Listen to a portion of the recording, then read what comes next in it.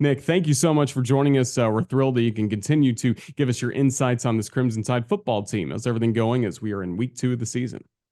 Hey, thanks for having me, Roger. Yeah, it's kind of the off season to change in many ways, and I guess my my outlet is one of those. But good to be with you, and yeah, excited for week 2.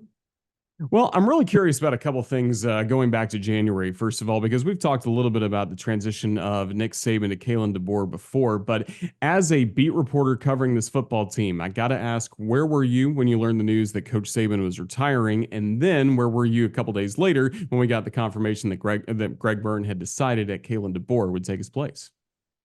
Yeah, well, I was on the phone with my father-in-law when the Chris Lowe tweet dropped, and it was it felt fake. Like I mean, I had notifications on for Chris, just in case something like that would happen. And he's close with Nick Saban, and has always been good at what he does. And so when I saw that Chris Lowe tweet my watch, I told my father-in-law, I gotta go.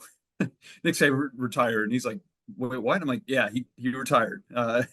So that was a crazy time. And the next 48 hours felt like at least 2 weeks. But at the same time, it was a lot, but it was a lot of fun to cover. And then I was actually, I mean, of course, some news got out that Kalen DeBoer was kind of closing in on being the coach. And so I was at the airport when the official news from Alabama dropped. And so I was waiting in my car, I was about to head out to the fence, where a couple hours later, Kalen DeBoer and his family, Greg Byrne, Courtney Morgan, would all be arriving at that tarmac. Yeah, pretty special time in Alabama athletics history. And now we've seen Coach DeBoer lead the Crimson Tide throughout spring practice, throughout fall camp. What'd you make of week 1 and what we saw on game day from Coach DeBoer? Yeah, it wasn't perfect, but you can't nitpick a lot when it's 63-0 for a win. I mean, that's a pretty darn good start to the DeBoer era, and also a good start to the Nick Sheridan as OC and Kay Womack as DC eras, because I think there were a lot of questions. Okay, what is this going to look like? What is it going to be like? A lot of questions still to be answered. I don't think you can read everything about what's going to happen this season based on that game, but Western Kentucky is still an FBS team.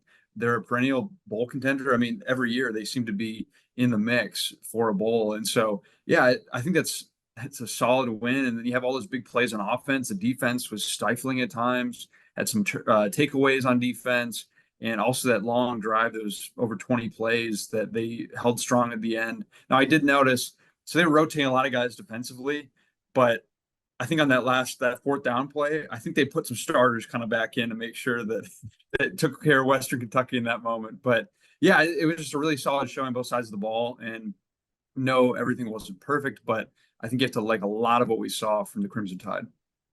Certainly do, starting with Jalen Milroe and the quarterback play. And then how about involving Ryan Williams this quickly? 2 catches, 2 great touchdowns for the Tide. Yeah, I knew it was going to be hard to keep him off the field just with all the buzz I'd heard about him in preseason camp, and he showed why early on. And he wasn't listed as a starter in the depth chart, but he was one of the first receivers out there, and right away he makes an impact. I mean, he's got a pretty good percentage right now of catches for touchdowns. Both of his receptions went for scores, so he's off to a pretty strong start to his collegiate career.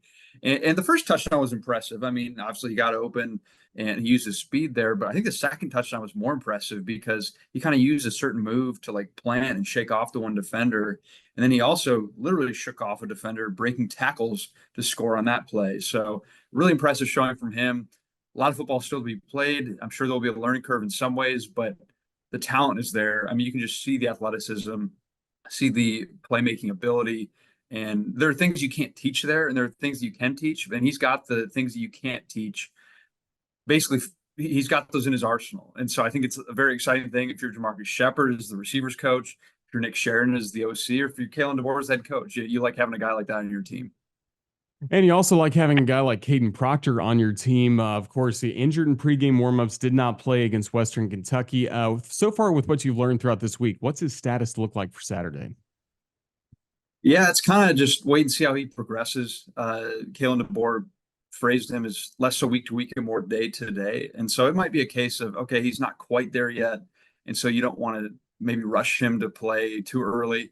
I mean, that is maybe the luck in that you're not facing Georgia week 2, but that game is coming week 4. And so I think that you have to make sure guys are healthy. I mean, they have some depth, they have some options on the O line. And so I think you have to look at, okay, does this shoulder injury, is it something that could, if we bring back too soon, that's going to affect him? Because it's kind of, it looks like a freak thing. I mean, I actually saw him when he walked off with the training staff. He looked very frustrated. He was motioning toward his arm, and just something that kind of, I think, surprised him, surprised the team.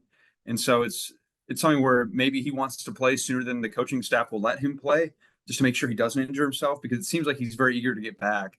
So we'll see what happens. I don't think I can give a definitive he's playing, not playing, something like that, but I just think they have to be smart with it. And the Crimson Tide taking on USF. What are your main memories from last year and what was one of the strangest ball games of the Saban era in Tampa?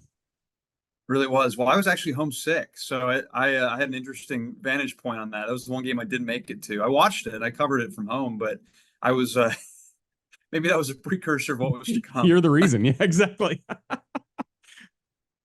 Yeah, it's if you weren't sick before the game, you might have been after, if you're a Crimson Tide fan. But yeah, I think it was weird. It was just all kinds of curveballs with the weather, the way it started with Tyler Buchner starting at quarterback. Jalen Milroe didn't play, but I think the good part of that game was it helped the coaching staff figure out, okay, here's what we have, don't have, kind of thing. B, it helps you figure out, okay, Jalen's a starter. I mean, he got named the starter that next heading into the Ole Miss game, which is next. So it made it very clear that he was the guy, because until that point, I don't think there had been a clear during that quarterback competition that, okay, this is the guy, like he has to have the spot, like he's won it out completely. But once you saw what happened in Tampa, it was kind of clear that Jalen was the guy you needed to go with, and I think that put Alabama on a path to winning the SEC like it did. And now South Florida comes to Tuscaloosa this year. Same quarterback in Byron Brown. Have you learned much about the Bulls that could give the Crimson Tide some problems on Saturday night? Yeah, I mean, it's an up-tempo offense. It's Alex Golesh who's the head coach now at South Florida. He was the OC at Tennessee when Tennessee beat Alabama in Knoxville 2 seasons ago. So he's a guy who has familiarity with Alabama. Now, granted, he had some of that success against Nick Saban defenses. It's a different defense, so I think that could help Alabama's case. But yeah, Alex Golesh has proven to kind of be a thorn in Alabama's side, and granted, Josh Heupel was more so calling the plays at Tennessee than Golesh was, but he's a big part of that staff. So yeah, I think there's familiarity there. I think some of these coaches know each other, and so I think it definitely is an intriguing matchup. But I don't think Alabama's going to make the same mistake twice and overlook a team like that. It's at home, that also helps. So I think that South Florida, while an intriguing team and has some things offensively that give Alabama a little bit of problems if they're not on their P's and Q's, I think Alabama's going to win comfortably. Well, there's one name that's been on your website all offseason, of course, and that is Nick Saban. And it's going to be a very special night for Coach Saban coming up on Saturday, honored both at the Walk of Champions pregame and then at halftime with the dedication of Saban Field at Bryant-Denny Stadium. What do you expect it's going to be like as Coach Saban gets the recognition? Again, he always tried to deflect it on his players, support staff, everyone else around the program. But now Coach Saban, his family will be on the spotlight on Saturday. Yeah, I think there's going to be a lot of joy, a lot of people excited to see him kind of in more. I mean, he was at the game, the first game, but he was not exactly in front of everyone. He was just in the box with his family. But yeah, I think there's also going to be a lot of emotion, I think, involved with that, just because he meant so much to so many people for 17 years. I mean, that doesn't go away quickly. And I think that this is going to be a very nice just bow on honoring Nick Saban's tenure as Alabama coach. I mean, arguably the best run in college football history for a head coach at one school. So, I mean, when a guy wins 6 national championships, it's going to be an emotional, I think, chance. But also, I think, I don't know if closure is the right word, but just a nice, again, just bow you can put on a run that really was really special and something that I think people won't forget for a long time. I mean, there are a lot of younger fans, Roger, that Nick Saban, Alabama is kind of all they knew. And so there's going to be an adjustment, I think, and there's kind of a sadness of, what is this going to be like? And it's not that anything against Coach DeBoer. It's just what Nick Saban meant to these people.